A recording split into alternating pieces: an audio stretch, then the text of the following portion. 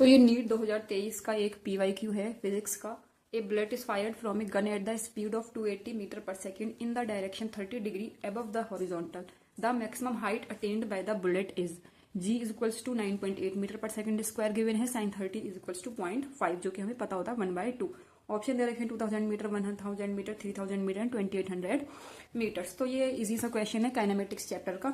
इसमें बस हमें जो मैक्सिमम हाइट पूछी है उसका हमें फॉर्मूला पता होना चाहिए। क्या कह रहे हैं, एक बुलेट फायर की गई है एक गन से और किसी हॉरिजॉन्टल लेवल से। हमने मान लिया ये हॉरिजॉन्टल लेवल है, उसके अबव कितना एंगल दे रखा है 30 डिग्री अबव द हॉरिजॉन्टल। तो हमने मान लिया हॉरिजॉन्टल के अबव 30 डिग्री एंगल पे किसी यू स्पीड से गन को फायर किया गया है और जो कि क्या करेगी, एक प्रोजेक्टाइल बना के यहाँ कहीं जाके गिरेगी।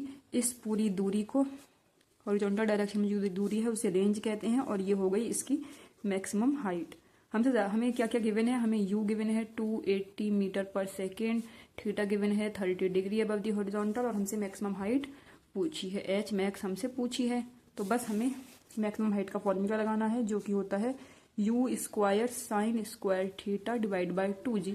या इसको हम ऐसा भी लिख सकते हैं कि वाई डायरेक्शन में जो भी प्रोजेक्शन हो ये इनिशियल वेलोसिटी का उसका स्क्वायर डिवाइड बाय 2g, दोनों बातें सेम ही है। तो बस हमें इनकी वैल्यूज पुट करनी है। यू की वैल्यू है 280, जब कुछ ऐसा यूनिट में ही गिवन है तो 280 का स्क्वायर साइन 30 इज 1/2, 1/2 का स्क्वायर डिवाइड बाय 2g। लेकिन याद रखना जी की वैल्यू हमें 9.8 जो गिवन है वो रखनी है। जब गिवन है तो 9.8 रखनी है, वरना हम ज्यादातर जी की वैल्यू 10 भी रख लेते हैं। इसको हम 9.8 रखेंगे, ठीक है।